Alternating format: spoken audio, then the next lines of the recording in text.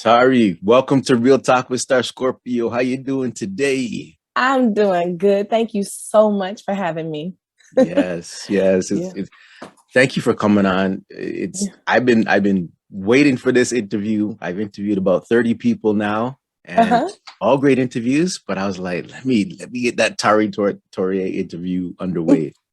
I love being here and I'm excited to be here and I'm so glad you were even interested in my story. So thanks. It's a privilege and an honor to be here. Yes, blessings. But the first thing I got to tell you though is we're gonna talk about your album a little later, Catching Feelings. Yes. But I have to tell you right up front, you restored my passion for music. The album, it gives me that 90s vibe, fresh beats, Mm, impactful lyrics, romance. It brings me back to a place that I love. mm. So thank you for making that album. Oh man, thank you for being a fan of music. And Mhm. one of the things that I do in my music is I try to make music that I love, and that I like. I think one of the disappointments of the 2000s, sometimes, not all the time, because there's some beautiful, deeply talented artists out here, but sometimes I miss the melodies, and Yeah. I miss the joy of a storytelling moment. I miss colorful words. I miss not just saying exactly what it is, but you know what it is because we're intelligent enough to pick out the lyrics. But Yeah. I'm a lyric girl. So when I write songs and I create, Mhm. sometimes the music tells the story of the creation. For me, music is exactly what we needed to be at the time we needed to be. Mhm. And I'm just a fan of melody. I'm a fan of lyrics. I miss the 90s. I miss the storytelling. I miss the joy in the music. I miss the fact that people actually didn't have to say, you know, I think it's okay to be extremely raw and vulgar sometimes for Mhm. those artists. But I Right. think it's time for us to get back to the romance of music and Yes. and telling stories. Yes. Believe that. So Yeah. let's start from the beginning now. So first, where were you born and raised? Born and raised on the south side of Chicago, Mhm. Illinois, here in the United States. And I was born in the neighborhood of Chicago called Inglewood. Yes. If you know about Inglewood, you know Derrick Rose from the Chicago Bulls, you know Mhm. Jennifer Hudson. Yes. So just some familiar names. Also, it's the same neighborhood when Martin Luther King marched through when he first got to Chicago, and he said it was the worst racism he ever experienced in his life. Wow. all of, History. all of the all of the southern, yeah, actually the house I grew up in Mhm. was the house that he actually was knocked unconscious in front of. Now these are not joyful story facts, but it is Mhm. the facts of my life, and it's the neighborhood I grew up in Chicago. So that's where I grew up. Yeah, thanks for sharing that. Yeah, So yeah, we were pleasure. talking before I started recording. So we're 70s kids. So we grew up in Yes, that era, 70s, yes, 80s. we the And then 70s babies. yeah. And then Yeah, we were really hit by the music in the 80s and 90s, which I want to get into too as well. yes. But just to let you know, my daughter and my wife, we went to Chicago. I hate flying. Uh-huh. So we actually drove to Chicago. It took like 10 hours in 2019. And Very scenic yes, very drive. scenic. Yeah. Went to Detroit, went to everywhere. Oh yeah, And we stayed at the Langham Hotel. You know the Langham Hotel downtown I do Toronto? know the language. Mm-hmm. Yeah, we stayed there. A beautiful city. Some people compare it to Toronto. Like they always say Toronto is like Chicago in a Is way. there a Langdon in Toronto as well? No, I don't think so. Oh, No, okay. There it no. is. Yeah. Yeah, hmm But I yeah, love it. so Chicago is a wonderful city. I'm glad we got to visit it at that time. Yes. Yeah. Yes, I'm so glad. Well, welcome to my city in Yeah. advance. Well, belatedly, because you've Yes, been yeah. here already. Did you come during the winter months or the summer No, months? summer. We went in the summer Oh, and it was smart. beautiful. Yeah. Very smart.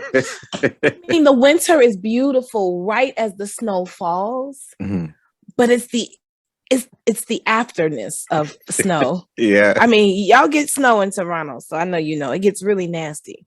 Yeah. Oh, yeah. So, And you're known as the mhm, Windy City, right? Like yeah, Chicago is the Windy City. it Yeah. really is because we sit on the corner of the lake. So we Mhm. get this, what they call the lake effect. Yeah. Lake effect weather is, it's terrible because you don't know what you're going to get. No one, people think about tornadoes and they think about thunderstorms, they think about blackouts. Have Mhm. you ever been in a whiteout? Oh, wow. Yeah. Listen, a whiteout probably is the scariest experience of my life. I've never experienced anything more frightening than a whiteout. Because But you the can't weather, see. you can't see anything. I Yeah. mean, at least in a blackout, you can turn the lights on. You can figure out a little bit of the maneuvering. In a whiteout, there's nothing. There's no Mhm. turning a light on because you can't light. Mhm. It's Yeah. crazy. It's Crazy. yeah. Yeah. It's like Game of Thrones when Yeah. they say winter is coming. Yeah. Yeah. Winter is coming. Yeah. You Oh hit my it. God. Yeah, yeah. For my Game of Thrones fans out There you go. there. So Tarrey, family life. How was family life growing up? You have siblings, and how were your parents with you? Yes, I have. Both of my parents were in my life every single day, very, very strictly and thoroughly. Okay. They were very, very detailed in their raising of us. I have three brothers. I Okay. have a huge family. I am loaded with a bunch of cousins, aunties, and uncles. Both of my parents come from very large families. So my Okay. mom is the oldest Mhm. of 11. My dad is the youngest of 10 or Yeah. 11, is it? Yes. Well, it's 11, including my uncle Joe Nate. Anyway, Mhm. but Uncle Joe Nate passed on early. But Rest in peace. rest in peace. God bless him. But so they come from large families, and then I'm the oldest of 48 grandchildren on my mom's side, Yeah. and in the middle of 36 grandchildren on my dad's. Wow. And then both sides of the family, we have a very thick history in the state of Mississippi. So Okay. that Southern raising was what I received. I wasn't really raised as a city kid. I was raised as a Southern kid. Southern. Yeah, yeah, I'm from the country. Yeah. In my mind, Yeah. because Yeah. that's how they raised us. We lived in Chicago, but Mhm. they raised us with very Southern, cultural moments Okay. and things and rules and Values regulations. everything, right? Everything, Yeah. everything. Yeah. So my raising was that. I went to Catholic school for 13 years. Mhm. I was the only Black child in the class. Wow. Um, yeah. Well, I Mhm. was the only Black girl in my class. Okay.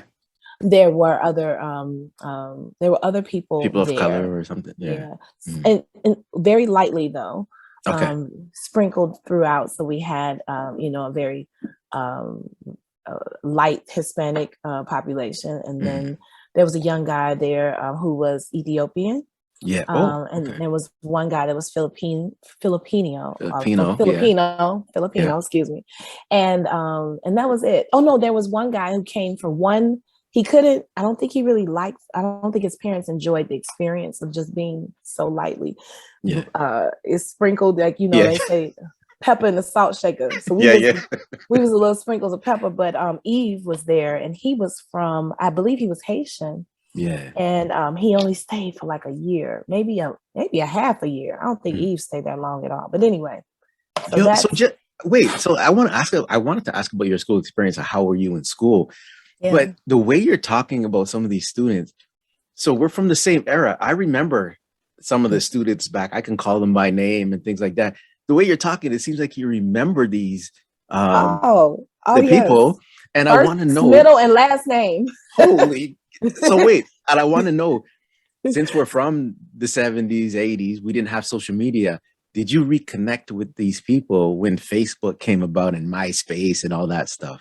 So before that, before Facebook came, we would have like class reunions. Oh, So through high school, everybody stayed in tune. Most of the kids went to the same school, but I left. I asked my parents to send me to a predominantly Black institution after okay. that experience. I said, I want to be around. I just want to do something different. So Yeah. they sent me to an all girls Black Catholic school here in Chicago Okay. called Academy of Our Lady, what we call Longwood. That's the nickname for the school because it was Mhm. on Longwood Avenue. Okay. But then after the first year of that, I was just over the whole Catholic experience, Mhm. and I wanted to go to a public school. Yeah. Yeah. So I convinced my parents that public school was the best opportunity for me, and Yeah. that they were waste. I said, "Don't spend y'all money." I knew how to get my parents' attention. I was like, "Y'all are just spending so much money. You should Yeah. just send me to the free school." Yeah. And I'll just do good there. And I was an honor student, so they gave me a little freedom with that. And they said, "Well, pick the school." I said, "I want to go to a performing arts high school." There Mhm. was really only one true performing arts high school in Chicago. So Okay. they sent me to Curie Metropolitan for the performing arts. Here in it's not a performing arts school anymore, but they still have a performing arts program. Okay. But nonetheless, I went to that school and they let me go. So that my experience is that we stayed in tune. To answer the original question, we stayed in tune. I go off on tangents sometimes. No worries. No worries. I got it though. I caught that one. Yeah. But we stayed in school, but we stayed in tune with the people we went to school with. Okay. But after college, there was another reunion. I missed a lot of them because, you know, there was cliquish moments. You know, that sometimes you're not invited to the barbecue. Yeah. You know, and sometimes the potato salad ain't the potato salad you want to eat no way. So, you know, whatever. But after I became an adult, they had a reunion after Facebook was kind of popular. Yeah. But it was still kind of at the beginning stages. Me and my husband had just gotten married. I'm married to Jay Ivy, by the way. A poet, whoa. Slow down. Poet extraordinaire. Yeah. Also a side comedian, because in his mind, he should be a stand-up comedian himself, like you. But we went to the reunion, and Jay and I, and we were the only pepper in the salt shaker. Wow. We went, and he was like, "Wow, this was for real for you." I was like, "Yeah." So 30 or 40 people. And we went, we had a good time though, but it's so much love. Like I was lucky enough to be surrounded by some very loving human beings in those environments. And I think we all had to grow and learn together because there was a lot of racism attached to our neighborhood. Yeah. So you have a generation of kids who had to fight through that to even find the love or respect or friendship, to even remember for me to remember every first, middle, and last name, and them to know mine. Yeah. Because my full name is Torae. Well, back then it was Torae Knowles. Okay. And now it's Torae Richardson. My last name is my married name. Yes. But that's my name. Torae is my name. And that's how they knew me. Sweet. So so we stayed in tune. And the reunion was dope. We had a good time. Thanks for that. Thanks for sharing that timeline. I love it. And it seems like you have a good memory there. Now Tarrey, what? Mostly. Okay. Now what I want to know. So when I interviewed my cousin in England, I have a big family too on both sides. A lot of family members in New York on my dad's side in Brooklyn. But when I interviewed my cousin, Aaliyah Jazz, she's a amazing singer-songwriter. I asked her, when did she find her voice? Like, where did she find it? When did she find it? She said in church. So now I'm posing the same question to you. When did you realize you had a voice? I love church, but I wasn't raised specifically as a church child. You know, we went to church because my aunts and uncles didn't want us to go to hell. So they would come and get us, and they would say, "You going with me." So every Sunday I had to go to church with either my grandmother or my aunt or an auntie or a cousin. So we stayed in church. We stayed in Sunday school, and I loved the choir. But I never joined the choir. I guess, you have to be kind of a member of the church too to do that. But we did it. I didn't get to join the choir, but I found my voice in a very specific space. In the shower. Yeah. And I am a self-proclaimed professional shower singer. And I love it because the shower is kind of where I found my freedoms to sing. It feels like a stadium. And you have ever experienced the acoustics in a shower, you'll feel like you are singing in the best microphone that ever existed. Wow. So, yeah. So wait, how old are you talking about here now? Like, when did you realize? What age? I was in the mirror singing into hairbrushes from time I was yay big. I was a little girl, and then I also used to do some things to make money on the side. So I would sweep the hair up in my aunt's beauty salon. Yeah. And I would sing for $1 for her customers. Okay. So if the customers made a request, they would request me to sing a song, they would pay me $1. Amazing. So I was, that kid. I was always looking for little entrepreneurial moments. I would sweep hair. I would clean leaves up. I would, shovel snow, whatever. But at that particular space in my life, that's what I did. Yep. The grinding from young. Yeah. Nice. Okay. Who did you draw inspiration from back in the days? Because again, I'm going to go back. We grew up with the Aretha Franklins, the Patti LaBelle, and Shaka Khan, even getting up more And then the Whitneys and the Mariahs, who you can name any artist. Who did you draw inspiration Yeah. from? So I listened to everything when I was a kid. You kind of know my background. I mean, I was listening to everybody from soul music to country music because we would be down south. You know, the road trips. You didn't get to pick your radio station. Okay, yeah. And then the blues because my dad was a big blues fanatic, Okay. and even rock and roll and pop. Yeah. Because Yes. Pat Benatar and Cyndi Lauper. Oh, Yeah. So yeah. so I grew up on that. But my big moments were Michael Jackson, Prince, Luther Vandross, Tina Marie, Phyllis Hyman, Diana Ross. I love Aretha Franklin, but I was a strange kid because I would sing jazz a lot. Like like Phyllis Hyman is not really a jazz singer per se, but she is jazz. And so I would memorize her songs top to bottom. And the same thing with the Diana Ross, a Tina Marie. Tina Marie's music really did something to my spirit. So I locked in on Tina Marie. Yeah. And then I would lock in on El DeBarge. A lot of people, they don't, we talk about, acts that are really super califragilistically huge. Yeah. They were also huge, but huge for the R&B world. So like an El DeBarge doesn't get his due credit, in my opinion. Yeah. But he really influenced my music. Michael Jackson definitely influenced my music. Definitely. But when I tell you, I would live on an El DeBarge record. I would live in a Luther Vandross moment. I would live in a Phyllis Hyman moment. Yeah. Yeah. And Great. and let's not forget Gladys Knight and Oh yeah. and what I'm saying? Like, we don't want to forget everybody. There's an influence in every single thing that I've listened to. And if you listen to my music even before this current album, you'll hear some of those influences. Okay. Yeah. Nice to hear. So now, how did your music career start now? Like, how did you get into the business? Well, I was working a regular job after college, several regular jobs, because I probably had 3 at a time. Okay. Maybe at one point, I know I had 4 jobs at one time. Okay. I wasn't letting anything, no grass grow under my feet. Yeah. It was like 4-5 hours of sleep, get back up, go back to work. Wow. And part-time job here, part-time job there, then full-time job here, and a kind of partial full-time job in other places. So so I was working and I was kind of miserable, just in that I wasn't living in my passion. Okay. But I didn't really know what my passion was. Okay. So not knowing is also very stressful.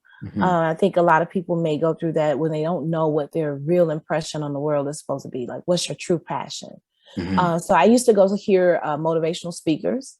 I used to go see them. I used to, pick up tapes on the street corners. But anyway, in particular, this weekend in my life, it was a weekend where I heard 2 speakers. Wait, timeline. Let's get the timeline going. What years? Timeline. Remember? 1998. 98. Okay. When my daughter was born. Wow. Okay. Yeah, 1998. The great year also. Yeah. But being home, I was home from college for like 2 years already. And the first speaker that I heard speak that weekend, said, if you wake up to an alarm clock, go back to sleep. If you need the alarm clock to wake up, go back to sleep. Because you should wake up every day based on passion and your desire and your motivation to wake up, to do more of what you love. And I was like, wow, that's deep, because I need an alarm clock. And I may have been a very cranky morning person at that point too, but my dad got me real straight on it. He said, look, girl, why you keep waking up cranky? He would call me, check up on me. And I would say, well, I wake up cranky because I don't know. He said, well, until you have a reason to be angry, then you need to wake up happy. And I was like, oh, okay. All right, Dad. And so I take my dad pretty serious, and I didn't have a reason to be angry. So it took me a little while. I wake up happy. But even in that, not having your passion, I think there are some terrible things that can happen to you. But not finding your passion, I think, is the biggest terrible moment that you can have. So true. So when he said that, I went to see the next speaker, maybe a day or 2 later. I can't remember the exact time, but it was very close. And the next speaker said, the thing that you're supposed to make the most amount of money from, the thing that you're supposed to be the most successful at is the thing that makes you the happiest. And he said, so find the thing in your day where you smile the most. He said, every day you should be smiling, but you know the exact moment of that day when you smile. If it's a person, a place, or a thing that makes you smile, find that thing, find that moment, and then decide from there what makes you happy. Yeah. And I was like, wow. And I said, well, God, you know, this is me, dear God. The only time I'm happy is in the shower. Dear God, I smile the most in the shower. Dear God, I really like music, but I am a social worker. I am working in the community. I teach leadership training. I'm a political activist. I don't really love it, but I love singing in the shower. Yeah. But there's no career on the list that I've seen that says you can be a shower singer. So what do I do? But I would live in the music stores. So I just started digging into that thought process. Okay. And one day I woke up and I was in tears. I didn't want to go to the office. I just felt robbed of my day. You know, time is important to me more than money. Yeah. So at that point where I felt like I was being robbed of my day by choices to work in certain locations, I was like, that's it. I walked in, my boss looked in my face and she said, "You're about to quit, aren't you?" I was like, wow. Yep. She said, "You're not staying 2 weeks, are you?" I was like, "Nope, today." Wow. And I quit that day. Yep. Because one of my part-time jobs, I would work at the door of a poetry reading. Yeah. And I knew where the band was. So I was like, well, I'm going to go and I'm going to see if they let me sing with them. And I quit the job and then went and asked if I could sing with the band. And they told me no, like maybe 3 or 4 times. And the last time I asked, the guy said, "You're really persistent." He was like, "Okay, listen, I'm going to let you sing one song." And that one song was how I started my career. Wow. Yeah. That is crazy. Nice to hear that story. Okay. It's not a smart move, by the way. Don't quit your job before you have options. Yeah, options. Yeah. But I've heard it many times though. I know a lot of people that have done that, you know, and it just makes them grind harder though. But yeah. Wow. Thanks for sharing that. Do you remember what you sang? Do you remember? Or is it just, oh, you do? Yes, of course. I sang Sweet Thing by Shaka Khan. I will love you anyway. Yeah. Even if you cannot stay. I think you are the one for me. Here is where you ought to be. I just want to satisfy you. You're not mine. I can't deny it.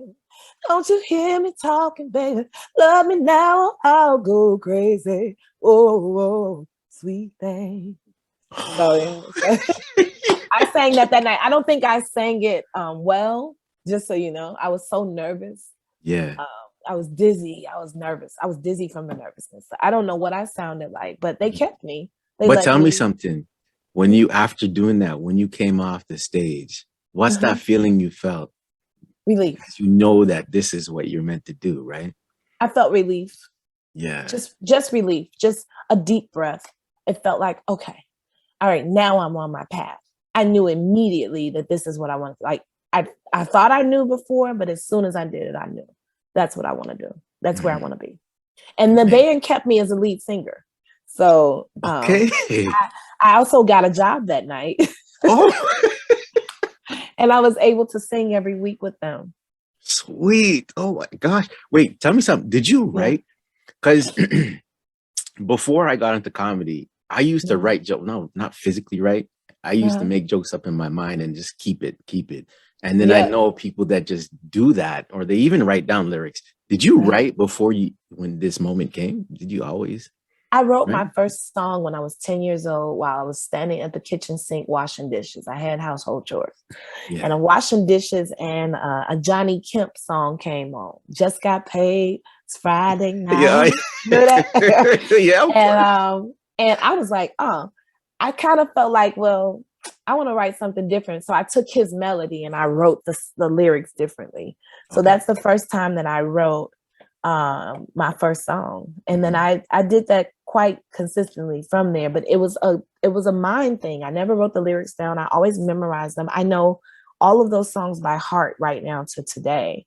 Wow. I've never really recorded them or anything. I've never even written them down, but I know those songs. Yeah. Yeah. Amazing. So, Man, Yes. you're inspired me. Oh my God. Yeah. Okay, um, now we gotta fast forward now. I don't know how much this is jumping, but I want to uh-huh. get into something. Yes. But first, I'm going to tell you, like a lot of people thought mainly in the States, they thought that Toronto, Black people in Toronto didn't know music or, things like that. The culture was different. I'm talking about the A's in the 90s, but we Uh, grew up from West Indian parents. So we grew up with dance hall and soca and things like that. yes. But we did grow up with hip hop, Mm-hmm. R&B, slow jams, going to the school dances and stuff, right? Yes. Yes. So I wanna get the timing down here. So we grew up with New York hip hop in the 80s, and I'm talking like Grandmaster Flash, and then Yeah. we jump up to names like LL and Big Daddy Kane and Run DMC, right? Yes. Yes. Then I remember when we started hearing West Coast. So in Uh-huh. Toronto, it's like we like the East because we grew up with New York Yeah. hip hop, but then we went to That's Pac. North New York. Toronto is North New York. Yes, there you go. There you go. Yeah. Yeah. Yeah. Did we heard of NWA and Snoop, and we're like, what's this West Coast music? And then it Right. went down south, which I wasn't feeling at the time. Right. But now I want to know, there was a hidden gem. So Chicago had a lot of talent. Yes. So we get to this documentary called Genius, Yes. Kanye West on Netflix. So I Yes. just want to tell the people, I'm so appreciative of Torae for doing this interview, because one Sunday I was watching Netflix. My wife was at work. My daughter was upstairs sleeping. Mm-hmm. And I watched the first episode of Genius. And there was a scene where you come in and you got introduced to Kanye West. Mm-hmm. And then you're like, this is Kanye West. What's up, Kanye? And then I was like, who is she? You had this aura about you. So I've never done this before. I paused it, went on Instagram to see what you're doing now. And I'm like, oh, okay, she's still doing her thing. And that's when I reached out to you. So my thing to you is, tell me about the scene, R&B, hip hop, rap scene in Chicago, and then we'll get into Genius. So the R&B rap scene in Chicago, I mean, for me, I grew up with radio. Radio was how I found the music. We would have tape decks. Yeah. And I would record my favorite DJ playing my favorite songs. So for me, the tape deck was how I preserved my my favorite tunes, my favorite melodies, my favorite artists. Then also there was the record shop, the record candy shop, because we could go there and buy penny candy, is what we called it.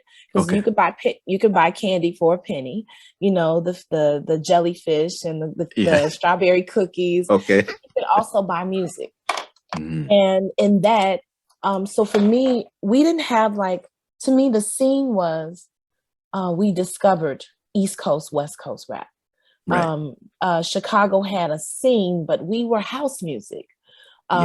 There's a deep house music community here. So my house music knowledge is very, very thorough, which, by the way, I also have house music joints as well. But I learned what I liked in music, hip hop and R&B, based on how the radio spun it for us. But back then, I think they had more choices. So we got rap, and the same day we got R&B. It wasn't all rap. It wasn't all R&B. It wasn't all pop rock, because, even the Eurythmics would play on the Black station. So I think Black people have a tremendous talent, a knack for sharing the creative spaces that they stand in. So I had a plethora of things to choose from. The Chicago scene in itself, I think, evolved. When hip hop came, we went bananas. Because I remember when I first heard Roxanne Shante. And when she, first off, it was the first record that came out, and it was the Roxanne, I want to be your man. And then she came back with a reply, and I lost it. I lost my mind. I was like, oh my God, this is the best thing I've ever seen. So it was great. Growing up in the 80s and 90s, even the late 70s, you got an opportunity to see, Curtis Blow was out. So the block parties. And I don't know, if you guys do block parties in Toronto, right? I believe we did back in the days. So block parties is like a staple in Chicago. Okay. So you knew the date of the block party. You knew it was going to be, the street was going to be blocked off. You couldn't park on that street for 2 days. The street sweeper comes through. The DJ sets up. There's a stage put up. There's all kinds of little stands and stations for games for the kids on that block. And you knew this was block club season, you know, and each block would have a block club party. So you could travel from the next block to the next block and have a block club festival. Okay. And nobody called it that. That's just in my head what it was. Okay. But even at those, you would get the Herbie Hancocks and the Curtis Blow and, you know, the Michael Jackson. So our scene was built on the culture of how Black people celebrate each other. Black club parties and barbecues and picking out the best dancer in the hood, you know, the best break dancing was big back then too. Listen, I got a centipede that'll smash anybody. I was a break dancer too. Okay. So I'll have to bust out my centipede one of these days. Don't get it twisted. I'm cold. but yeah, so the scene to me was Chicago to me is a consumer market, and that's me talking in terms of marketing. But we were the people that bought the music. Yeah. We became part of the culture eventually. There's a deep DJ community here. So I think the DJs caught it, and then the rest of the world in Chicago caught it. Yes, I don't know about the Chicago music scene being per se. I think we evolved. I think we grew, we learned, and I think we gathered ourselves into the world the way we knew how, based on what we had to work with. Yeah. Okay, cool. Yeah. Thanks for that history. So now with Jeen-yuhs, that was special. So did you have a sense of what you were a part of? Because looking back at that time, something big was happening in music. Yes. So take me back to that moment. And I'm sure, you know, that was just a snippet, but take me back to that scene in Jeen-yuhs. That's actually, so it's really funny because I used to sell CDs on the street. I made my first CD within the first 6 months of my career. Mm-hmm. A lot of people told me I couldn't do it. Oh, you can't have a CD. People have been in the game 10 years, 20 years, their whole life. They don't even have their own first album. And I'm like, well, that's not me. Mm-hmm. So not only did I have my first CD, but I also had a weekly gig that made more money than all 4 jobs at one time.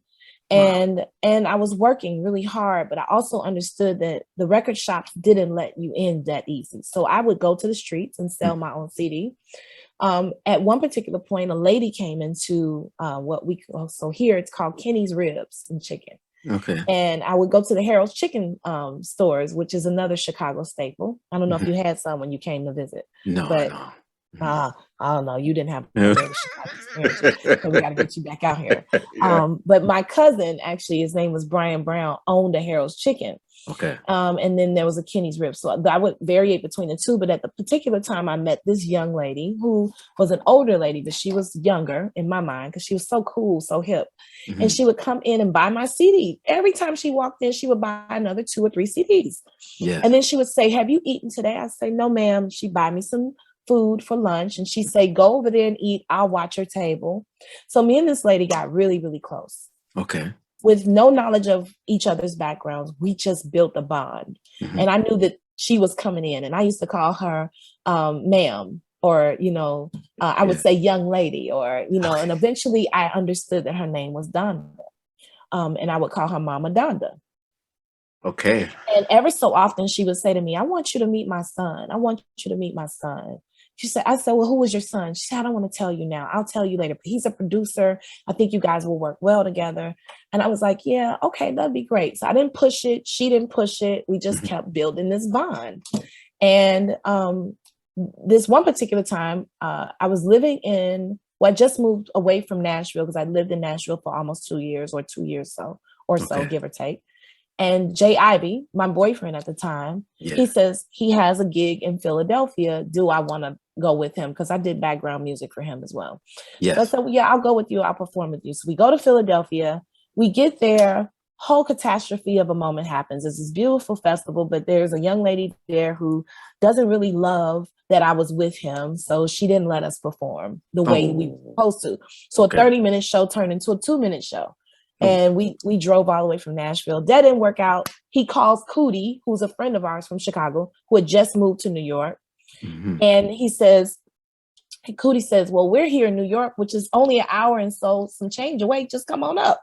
Yeah. And so Jay was like, all right, cool. He turns around, Tarrey, you want to go to New York? I was like, cool, let's go.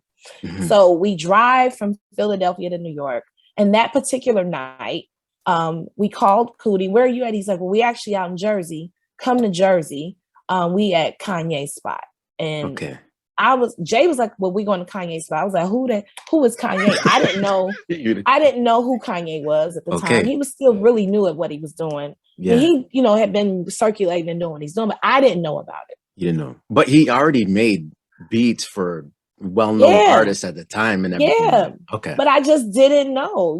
He was in his world, I was in Tarrey's world, and life was happening. Okay. So we walk in, we park the car, we walk in, and we run into, of course, all the people we know from Chicago, Cootie and Old School Ice Green and JB Marshall, and all those people were in there. So when I walked in, there was some familiar faces, and there were others that I wasn't familiar with, including Kanye. So that's what you witnessed was the first meeting.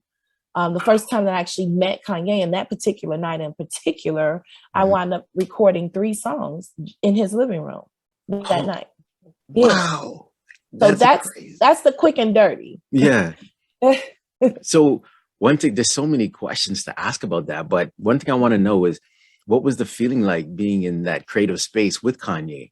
Because I feel he was beyond his years when it comes to the talent with beat making and even lyrics. But what was that feeling like?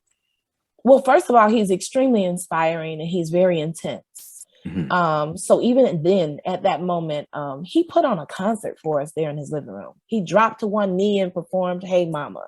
It was the first time I heard Jesus Walks. I mean, he pretty much had the College Dropout album, in his mind. He already kind of had it mapped out. Even the All Falls Down, I re-recorded those parts for him because I was a sample creator. I would go in the studio and recreate samples for producers so, we could have a different interpolation and the freedom to move with the track differently. So I was a sample creator. And when he found that out, he was like, I got a sample by Lauryn Hill I need you to recreate. So I went in and did the sample. And of course, now that sample was recreated by Selena Johnson, who at the time was with Jive Records. But they paid $50,000 to take me off the record. And and Kanye said, I won't take you off the record if you have 50,000. Otherwise, I need the money. And I was like, take that money. Yeah. And I'm gonna go ahead on. Yeah.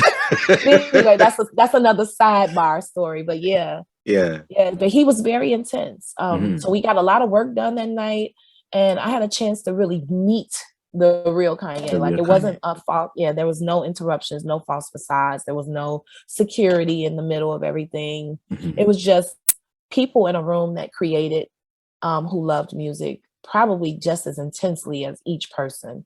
Like there was an intensity with me. I love music to a point where I couldn't sleep without it. I couldn't wake up without it. And if I don't have music, I don't have a good day. So I have to listen to music every day.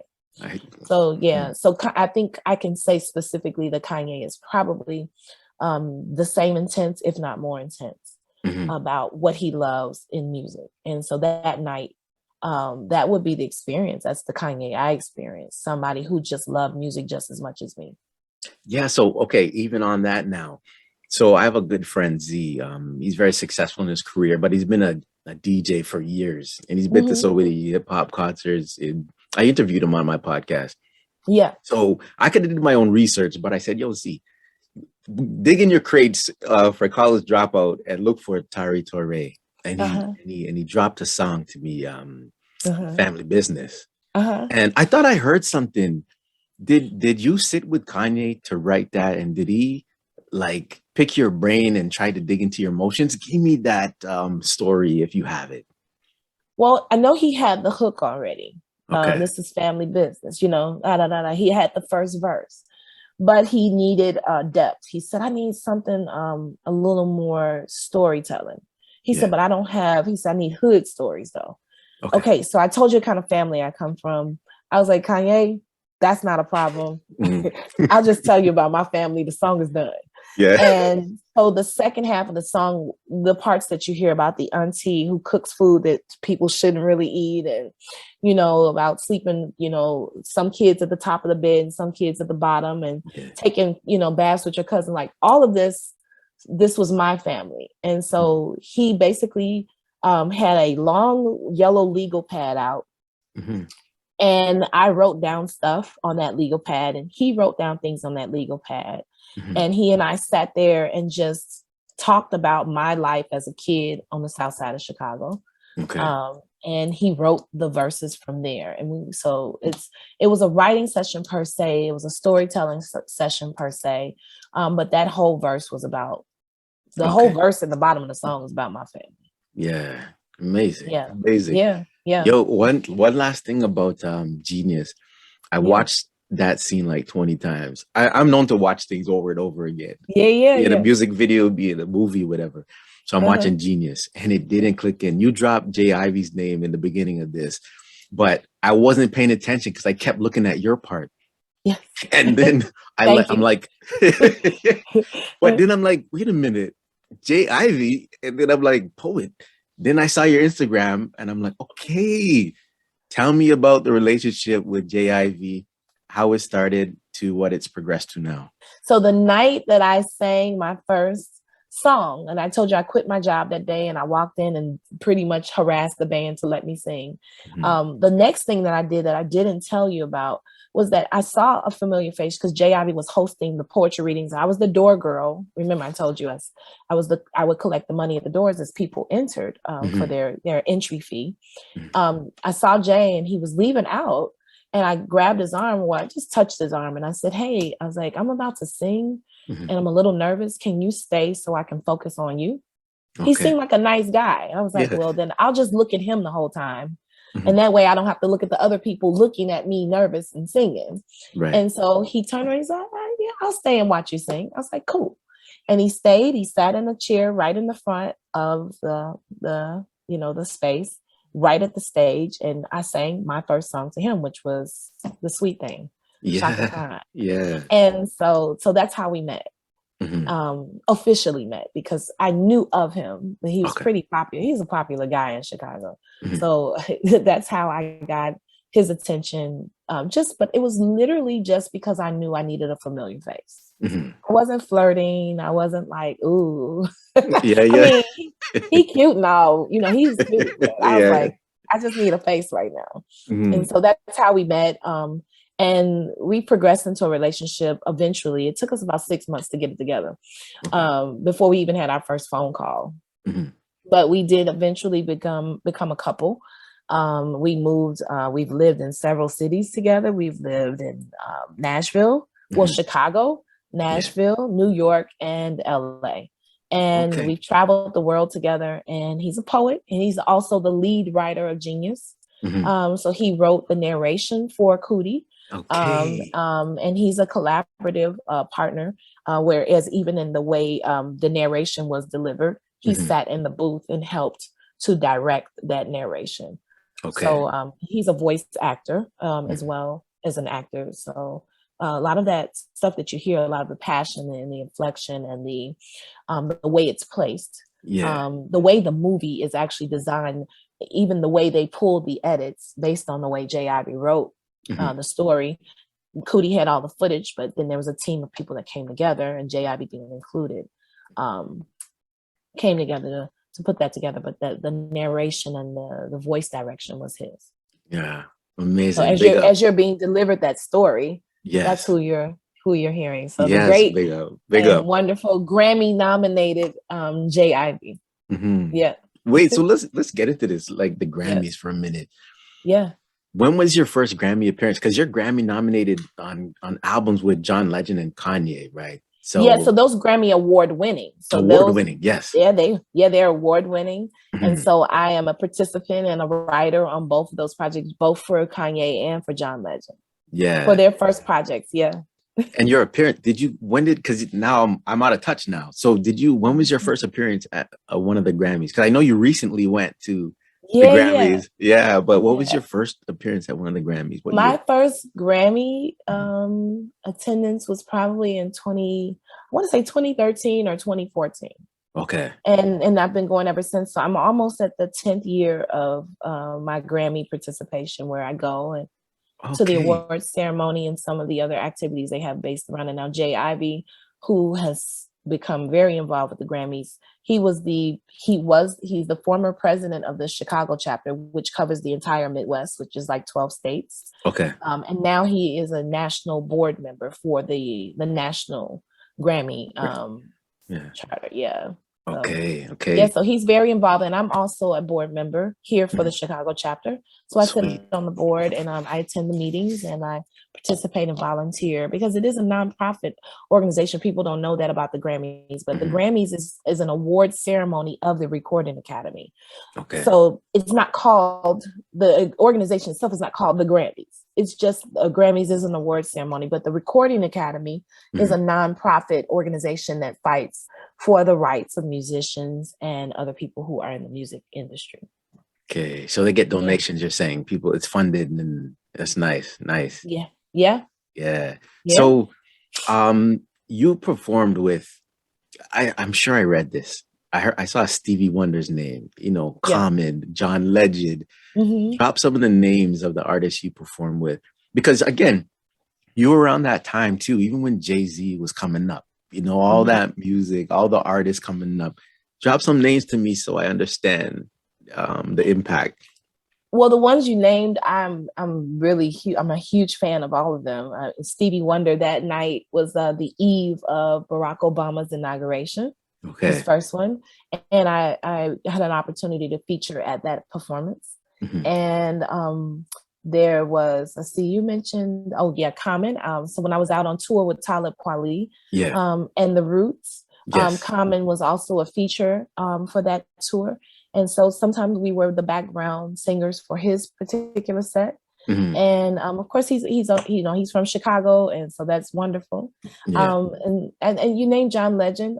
Yep, I've done some shows with him, especially at the beginning of his career. But my favorite, probably Mhm. stage moment, would probably be with Patti LaBelle, Oh, wow. or like El DeBarge. Yes. I mean, favorite stage moments. I think those would be my top two. Wait, so you came full circle. You grew up listening to Elder Bar, you're saying, and then Yeah, you shared a stage with Elder Bar. That's damn. crazy. One of my favorite moments on the planet of Earth. And he's Wow. such a, like, his, when I say he's good people, Mhm. he's really good people. And let me not forget to mention another one of my very, very, very, very honorable, pleasurable moments on earth is Mhm. that I tour even now to this day with Slick Rick the Ruler. Yeah, So I'm just gonna yeah, ask you that. yeah, Yeah. yeah. So I mean, and if so, I would say Patti LaBelle, El DeBarge. I would say the Stevie Wonder, Mhm. John Legend, all of them ones. Everybody, shoot, Yeah. everybody. Yeah, but Slick Rick the Ruler, Uncle Ricky. Yeah. Yeah. You know what? I'm an emotional person, so I don't know why I thought of this. So I Mhm. know you're gonna have something to say about it.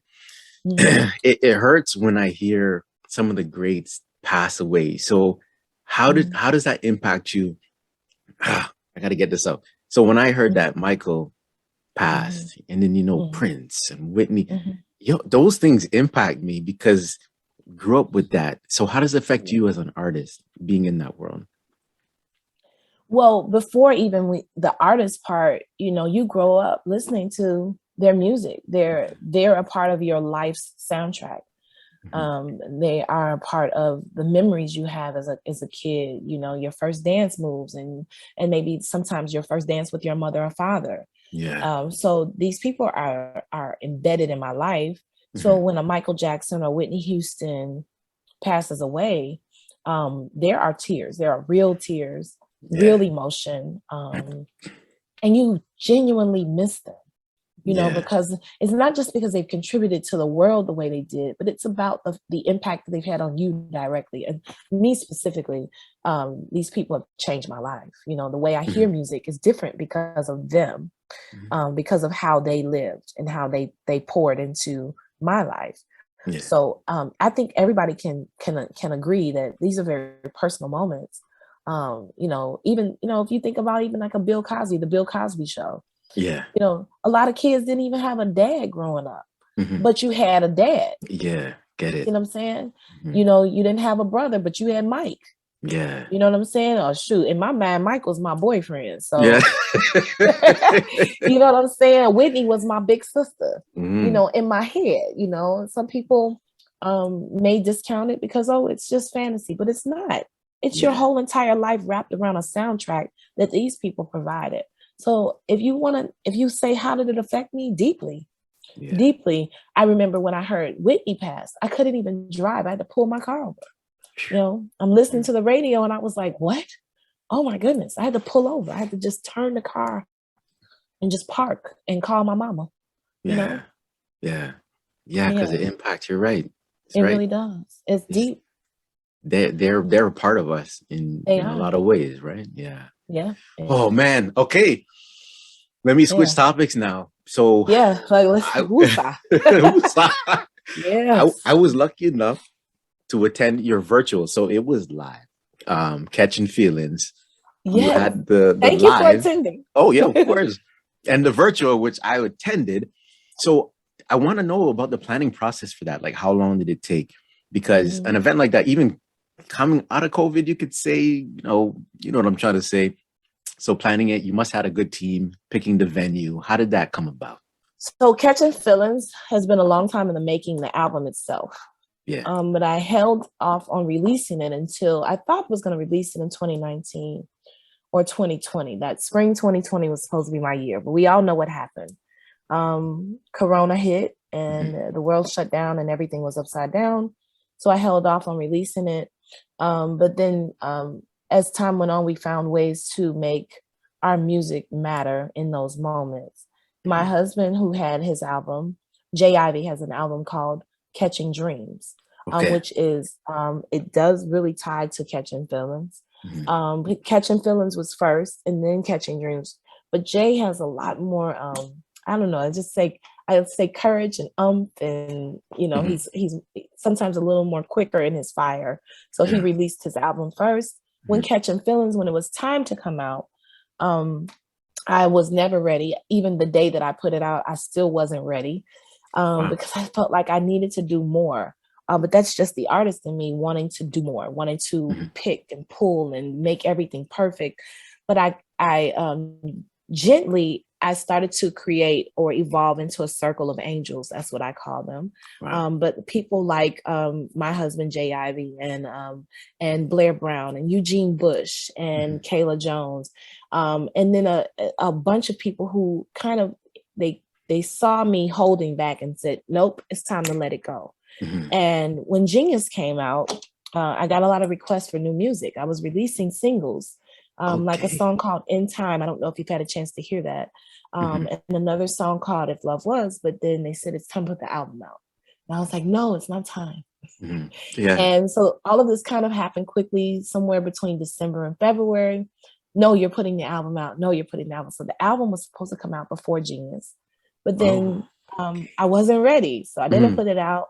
When we decided to put it out in March, we didn't decide that until February. Okay. And this team of people that surround me and cover me and protect me from even my own self, Yeah. they were like, no, Tarrey, we're sticking to it. Mhm. So putting that release party together was an amazing process because in February, talking to the gentleman and the also part of the Angel Squad, Eugene Bush, Okay. I was telling him that I said, these variants keep dropping. I don't know if I'll be able to go on tour with this album. I Mhm. know that, however, we did film Catching Dreams. I said, let's film the performances so that if in case anything happens, we Yeah. can still release this project.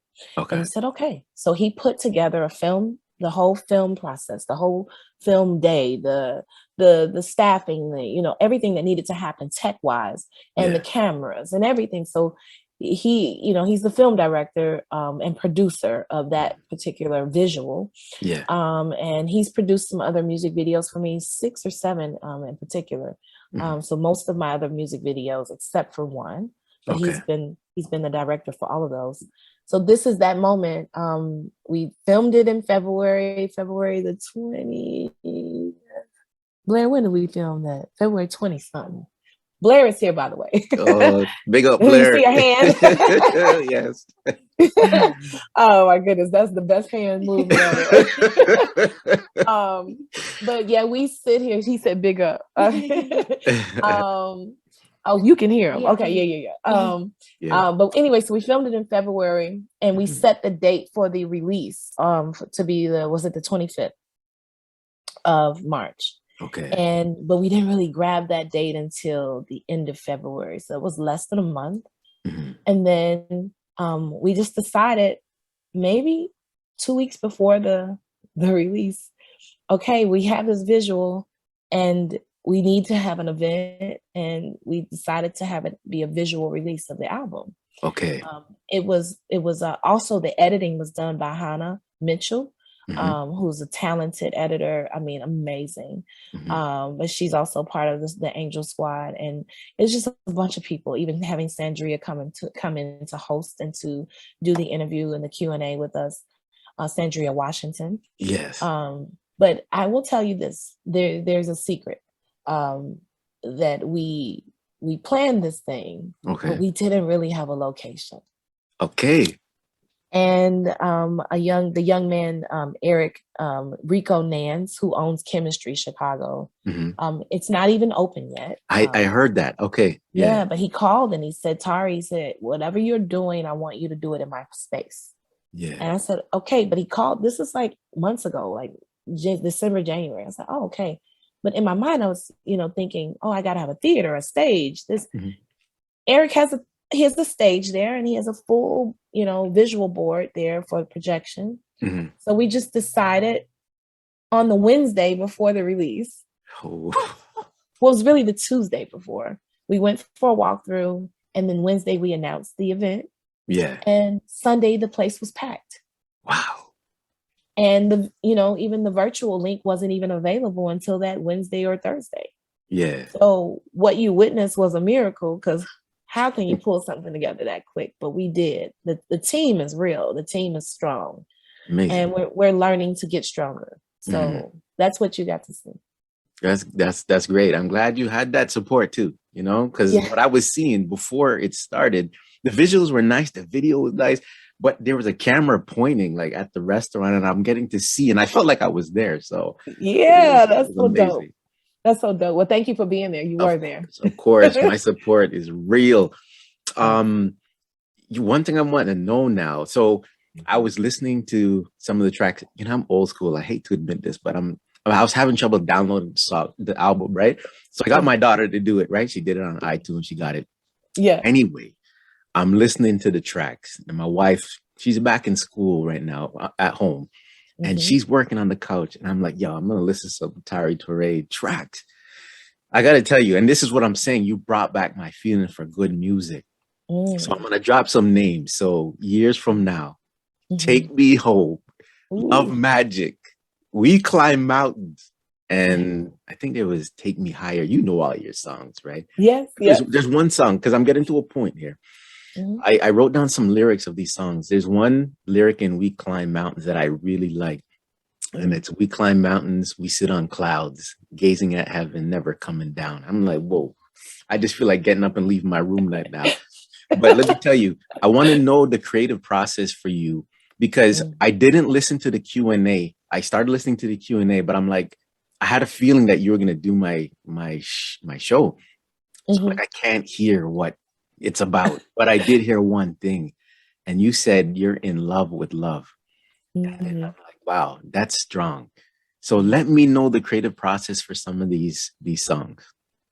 Well, that particular lyric in itself, I'll tell you, I write love songs based on a vision, memory, or an idea, and the potential of love. Yeah. I get to experience that love in spaces and parts and things that are happening. And that's just Jay, excuse me. But yeah, but the way the songs evolve, like I said, as a writer, as a songwriter, you want to write things from a space of beauty, Yeah. and potential, Mhm. and then also experience, from watching my parents and their relationship, and they've been together almost 50 years. Mhm. They'll be 50 years this year. They'll be Wow. 50 years married this year. Yeah. And um with love, I have a love life. I have a wonderful husband who's Mhm. amazingly, beautifully creative in my life. Mhm. And I get a chance to experience love with him. But Yeah. there's also potentiality, and there's growth, and there's, I know some people think, love is a fantasy, but I think there's real potential in Yeah. finding those higher spaces with a person, and even yourself. I don't think love has to be just, romantic. I think you find those mountains with yourself. I think you can go to higher spaces with yourself. I think the intensity that you feel can be, just an evolution of how you give to yourself and how you grow, Mhm. in that moment. So my songs are based in that. The lyrics are, they're telling. Oh yeah. Um I really do love love. Yeah. I feel a little exposed sometimes when songs come out, and I'm like, oh, they're gonna hear my thoughts. But Yeah. I'm happy to share those thoughts if it inspires and it helps people to grow, or Mhm. if it just shines a light on how we need to feel inspired every day. It's Yeah. not a perfect world, but we're the narrators of our own lives. We're Mhm. creating our own soundtrack. So this is the one that I chose to deliver. Well said. People need to hear that too. So Thank you. good. Thanks for sharing that. Thank And you. And thank you for bef- listening to the oh, lyrics, because I'm a lyric girl. I oh love yeah. lyrics. Yo, I wrote down some lyrics too. I'm like, even in years from now, I have the lyrics right here. That whole 100 year, 500,000 million. Oh my God. People gotta Yes. cop that album. Amazing, Please do. amazing. Please Yes. do. Yeah, it's important. I mean, you think you're married, right? And Yeah. in marriage, I think at some point we literally exchange, a forever. Yeah. People think forever means, oh, well, as soon as you die, Mhm. this is over. But it's not.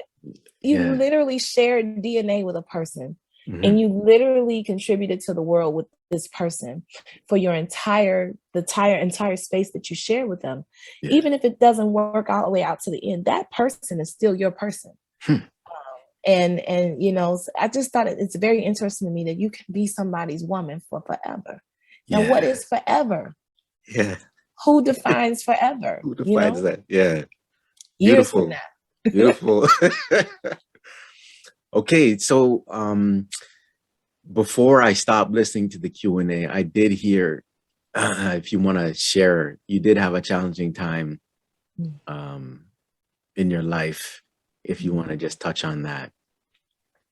Oh, which part? So um, a condition, I don't know if you said, oh, yeah, yeah. yeah, yeah. Yeah, so I think it was around 2011 or 2012. I Hmm. got diagnosed. I don't know why now. I think the further you get away from things, it's easy to let go of dates sometimes. But Hmm. a long time ago, Yeah. I was diagnosed with a brain tumor. Hmm. And I was able to recover from that brain tumor. Um, it was, I think it was fairly quick for the seriousness of it. Hmm. But I did, the album that I put out, Sweetest Survivor. That Okay. album in particular came from some tough spaces. Hmm. Also a lot of love songs there, because of course, no matter what, I'm gonna write a love song. Yeah, yeah, Yeah, there's some social action songs there too, some community songs, but there's also love. yeah. But the day of that release, I was releasing the song on a Friday or a Saturday. That Thursday night, Hmm. at 11:30 at night, a doctor called and said, "Hey, we need you to come back in because we ran your numbers, and the only time people have these numbers Hmm. are when they have a brain tumor." Okay. And I said, "Whoa," you know. So went back in, and sure enough, there was a brain tumor there. Hmm. And I was able to recover. I want to say that quickly so that people don't Okay. think, Yeah. you know, the sad part was that I had the brain tumor, but the victory is that I recovered from it, Yes. and I was able to build a stronger, muscle from it. Okay. spiritually and physically, because it's not easy to get through that. But I think that people have to understand their power in those moments. Mhm. But it took a lot. It took a lot. That was not an easy moment. Yeah. Yeah. Thanks for sharing that. I happened to see a performance that's on YouTube, the Apollo. I think Monique Yeah. like introduced you, right? Yeah. And that was an amazing performance. Thank you. Do you remember that performance? Like, I always have to know, do you remember that time? Like, how was Yes. that experience? Yes. So I'm a 6-time Apollo winner. Yes. And that particular night was the night that I lost. Oh. And I lost to a poet. I'm married to a poet. So Yeah. I was like, what, how ironic is this? Yeah. But I had done the show 6 times. I had gone through the behind the scenes competitions, and then I did the television competition. And Monique was the introducer of that moment. Yeah.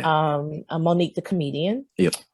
she's an amazing person, by the way. She's really, really sweet, really nice, very kind, very, very intense in her gifts as well. But the Apollo is very intimidating. It's a very small theater, but it's tall. So Yes. there are tiers and layers to that theater. But when you look up, and it's packed from the bottom to the top. Wow. And within 10 seconds of me entering the stage, they started booing me before I even released one note. The guys were cheering and the girls were booing. And I think it was because I wore the split in my skirt. I don't know. Yeah. Whatever it was. Yeah. But the scary part was the intimidation of the audience and getting out there. Yeah. And and the strength, or the south side of Chicago in me, found the biggest booer in the audience. I walked to the edge of the stage and I gave them eye contact. Yeah.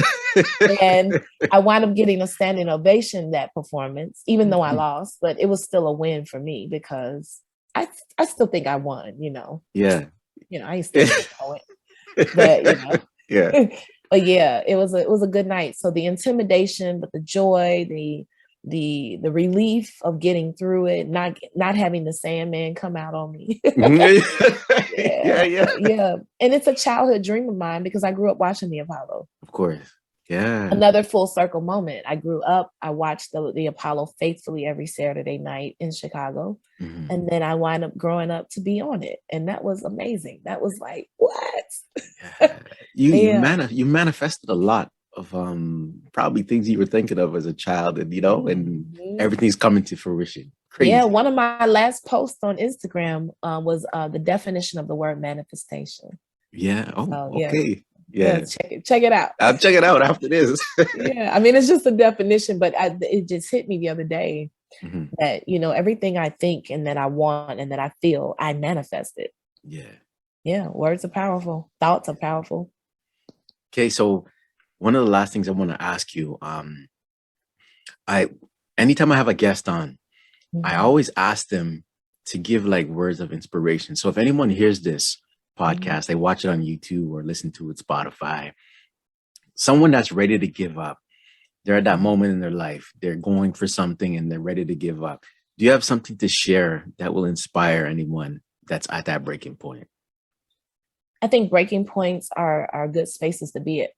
That's the first thing. I think that they are determination spaces. There's a line of demarcation where you learn your superpower. I think superpower is in the power of choice. You choose your happiness. You choose your power. You choose where you want to stand and how you want to represent in the world. And if I had to say anything to a person that was at their breaking space, I would say to them, you have more superpower than you've ever given yourself credit for. And today is the day that you decide that you don't need to fit into anybody's box.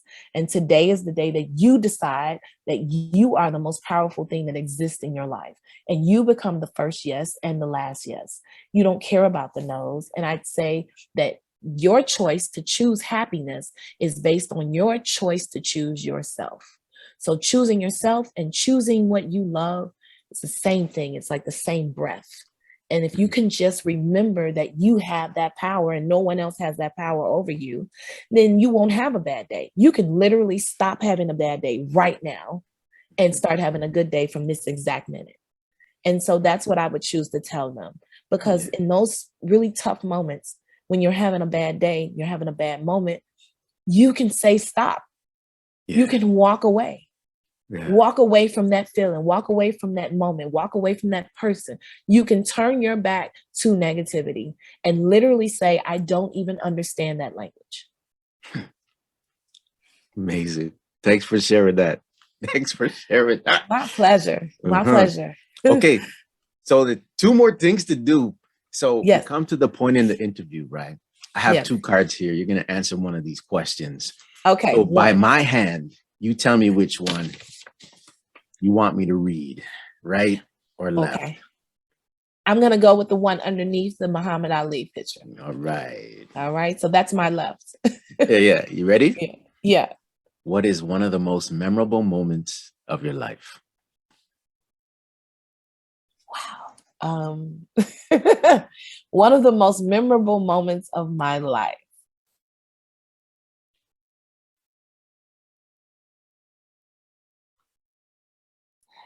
So many.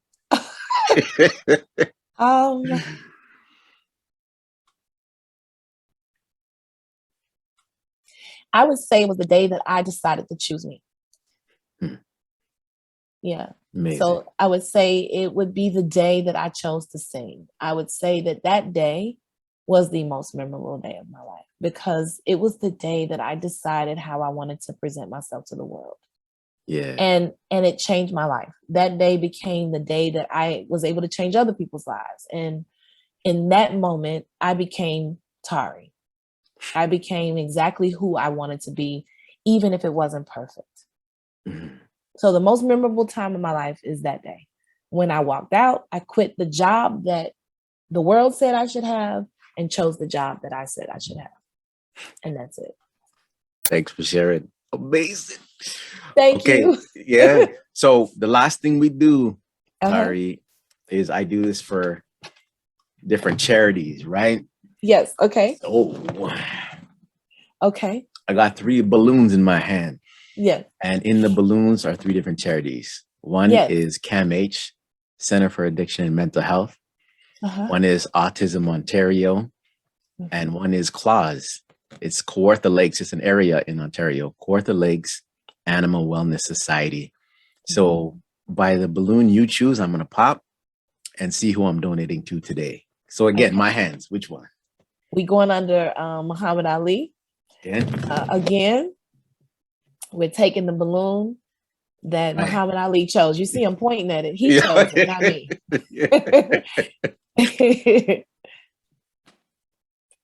All right.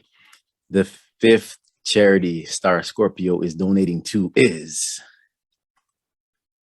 CAMH, Center for Addiction and Mental Health. I was hoping so, because that's been a big subject matter in the world right now. And I think they need so much support. Yes. So thanks to CAMH for what they do. And thank you that you're making a donation to them. Yeah. Thanks for saying that. Yeah. Absolutely. All right. So Tarrey, thanks for coming out today. It was amazing interviewing you. You're a great interviewer, by the way. Interviewee. Thank you. Amazing. Yes. And you're a great interviewer. Oh, thank you. I had fun. Thank you. Oh, great. So this is season 3, episode 5 of Real Talk with Star Scorpio. And we out. We out. Thank you.